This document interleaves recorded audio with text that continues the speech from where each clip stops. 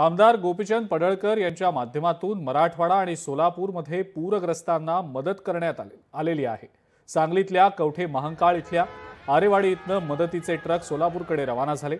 पडळकर यांचा हिंदू बहुजन दसरा मेळावा आरेवाडीच्या वनात पार पडतोय आणि या मेळाव्याच्या पार्श्वभूमीवर पूरग्रस्तांना ही मदत पडळकर आणि त्यांच्या समर्थकांकडून करण्यात आलेली आहे।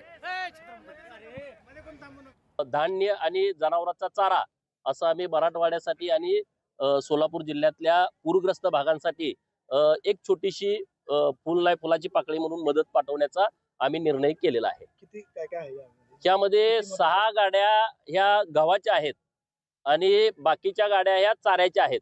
अशा 14-15 गाड्या आम्ही आता पाठवतोय। परत उद्या परवा उद्या माझा वाढदिवस आहे। मी सर्व माझ्या सहकाऱ्यांना विनंती केली, आवाहन केलंय की वाढदिवस कुठं साजरा करू नका, कुठं बॅनरला खर्च करू नका, कुठं बुके हार घेऊन येऊ नका, परंतु ही सगळी मदत मराठवाड्यातल्या आमच्या सर्व भावांना पाठवून द्या अशा पद्धतीचं आवाहन केलंय। आपल्या